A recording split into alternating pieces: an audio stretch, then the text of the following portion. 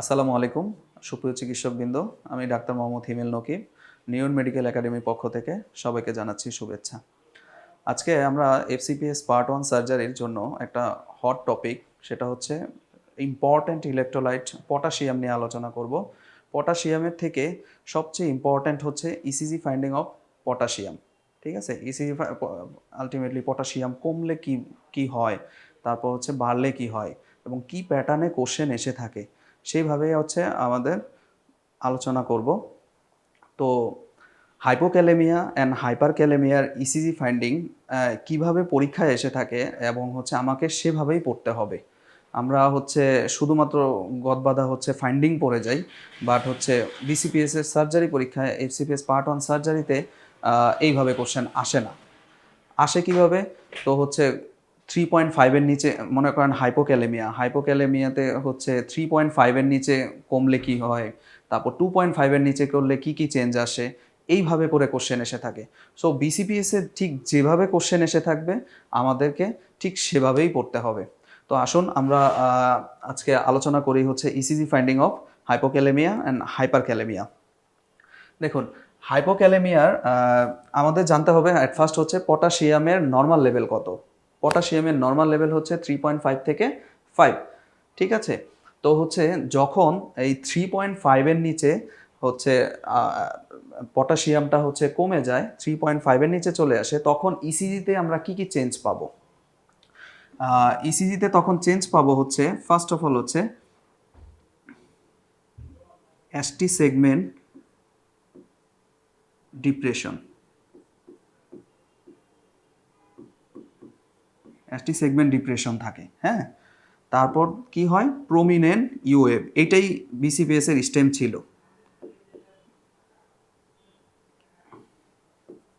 Prominent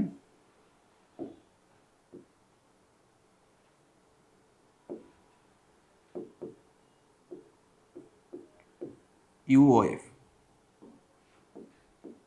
ঠিক আছে, দেখুন, কিন্তু কোনো ধরনের টি ইনভার্সন থাকে না, কোনো ধরনের no T inversion, no T inversion, no T inversion, no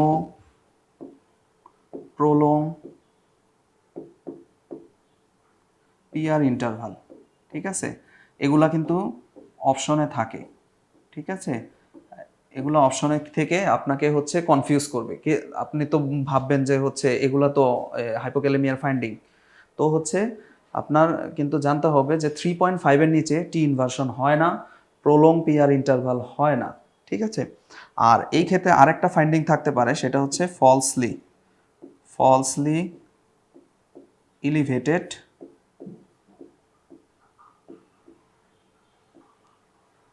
cutie interval, cutie interval. তাহলে 3.5-এর নিচে কি কি চেঞ্জ আসে? এসটি সেগমেন্ট ডিপ্রেশন হবে, এসটি সেগমেন্ট ডিপ্রেশন হবে, প্রমিনেন্ট ইউ ওয়েভ হবে। এই দুইটা জিনিস মাথায় রাখতে হবে, এসটি সেগমেন্ট ডিপ্রেশন হবে, প্রমিনেন্ট ইউ ওয়েভ হবে, এবং ফলসলি এলিভেটেড হচ্ছে cutie interval. This is the positive finding. কিন্তু কোনো ধরনের টি ইনভার্সন এবং হচ্ছে পিয়ার ইন্টারভাল প্রলং হয় না।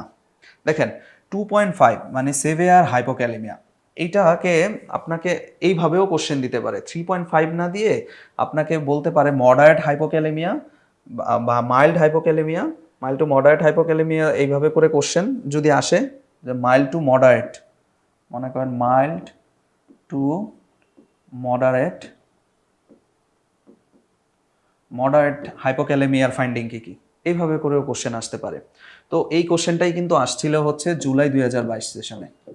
ঠিক আছে, এই কোশ্চেনটাই কিন্তু জুলাই 2022 সেশনে এইভাবে এমসিকিউ আসছিল আপনাকে কনফিউজ করার জন্য। এফসিএস পার্ট 1 সার্জারিতে কিন্তু এমসিকিউ এইভাবে দিতে পারে।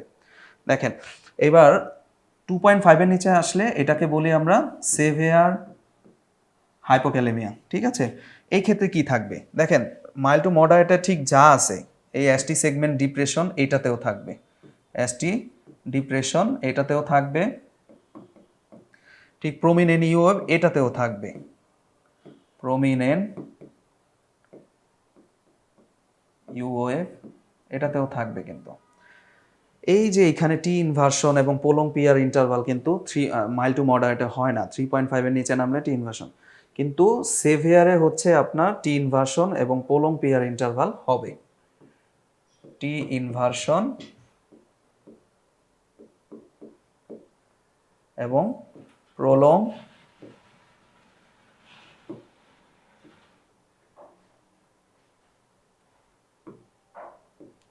প্রলং পিয়ার ইন্টারভাল থাকবে, ঠিক আছে।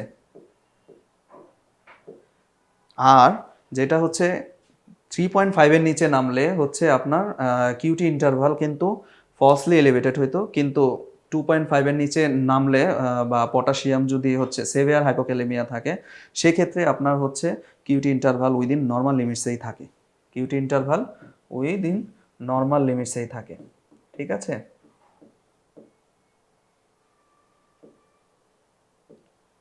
উইদিন নর্মাল লিমিটসেই থাকে। এই হচ্ছে আমাদের হাইপোক্যালেমিয়া। তাহলে আমি যদি আবার একটু রিক্যাপিচুলেট করি, সেটা হচ্ছে হাইপোক্যালেমিয়া, পটাশিয়াম যদি কম থাকে 3.5-এর নিচে, তাহলে কি কি চেঞ্জ হবে? এসটি ডিপ্রেশন হবে, প্রমিনেন্ট ইউওয়েভ হবে। ঠিক সেমটাই হচ্ছে সেভিয়ার হাইপোক্যালেমিয়াতেও সেম থাকে, কিন্তু মাইল্ড টু মডারেট হাইপোক্যালেমিয়াতে যেটা থাকে না সেটা হচ্ছে টি ইনভার্সন থাকে না এবং পোলং পিয়ার ইন্টারভাল হয় না, কিন্তু যেটা হচ্ছে ফিচার থাকে 2.5-এর নিচে, সেটা হচ্ছে টি ইনভার্সন এবং প্রোলং পিয়ার ইন্টারভাল। এই কোশ্চেনটা কিন্তু জানুয়ারি 22 সালে আসছিল, জানুয়ারি 22 সালের এসবিএ, ঠিক আছে। তাহলে এবার আসি আমরা হচ্ছে হাইপারক্যালেমিয়ার ফাইন্ডিং নিয়ে।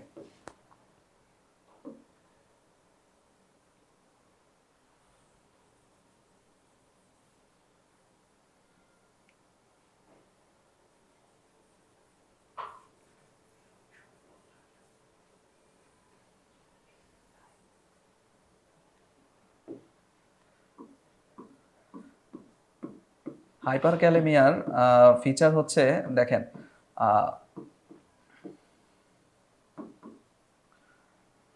যদি 7-এর বেশি হয়, 7-এর বেশি হয়, this is the mild to moderate hyperkalaemia, ঠিক আছে। এই ক্ষেত্রে আমাদের কি দেখা যাবে? এই ক্ষেত্রে হচ্ছে 7-এর বেশি হলে পাওয়া যাবে হচ্ছে very tall, slender, peaked T wave. তাহলে টল টেন্টেড টি ওয়েভ বা হচ্ছে very tall peak T wave পাওয়া যাবে হচ্ছে 7-এর বেশি হলে। আর যদি সেভিয়ার হাইপারক্যালেমিয়া যদি 8-এর বেশি হয়, সেই ক্ষেত্রে এই টল টি ওয়েভ তো পাওয়া যাবেই,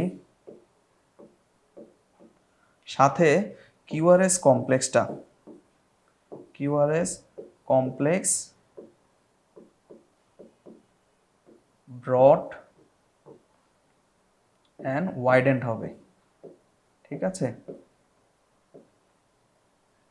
এই টপিকটা থেকে প্রতি বছর হচ্ছে এফসিপিএস পার্ট 1 সার্জারিতে হচ্ছে কোশ্চেন এসে থাকবে, এবং হচ্ছে মিলিয়ে নিয়েন, হচ্ছে আপনি যদি এইভাবে পড়েন তাহলে হচ্ছে আপনার কোনো কোশ্চেন মিস হবে না, ঠিক আছে। তাহলে হচ্ছে আমরা আবার রিক্যাপিচুলেট করি, যদি পটাশিয়াম হচ্ছে 7-এর বেশি হয়, তাহলে হচ্ছে very tall slender peak tube থাকবে। আর হচ্ছে যদি 8-এর বেশি হয়, তাহলে হচ্ছে ওই টল টিউব তো থাকবে, সাথে হচ্ছে কিউআরএস কমপ্লেক্স ব্রড থাকবে। আর হাইপোক্যালেমিয়ার ব্যাপারে কি বলছিলাম, সেটা হচ্ছে যদি 2.5-এর নিচে হয়, তাহলে হচ্ছে this is the mild to moderate hypokalemia, এবং হচ্ছে এটাকে কি ফিচার থাকে? এসটি সেগমেন্ট ডিপ্রেশন থাকে, এবং হচ্ছে আপনার প্রমিনেন্ট ইউএফ থাকবে, এবং হচ্ছে কোনো ধরনের টি ইনভার্সন এবং পিআর ইন্টারভাল থাকে না, ঠিক আছে। এবং ফলসলি এলিভেটেড হচ্ছে কিউটি ইন্টারভালটা ফলসলি এলিভেটেড হতে পারে। আচ্ছা, যদি পটাশিয়াম পয়েন্টটা যদি 2.5-এর নিচে নামে, সেভিয়ার হাইপোক্যালেমিয়া হয়, তো ওই এসটি সেগমেন্ট ডিপ্রেশন এবং হচ্ছে প্রমিনেন্ট ইউএফ তো থাকবেই, সাথে হচ্ছে টি ইনভার্সন এবং প্রোলং পিআর ইন্টারভাল থাকবে, ঠিক আছে।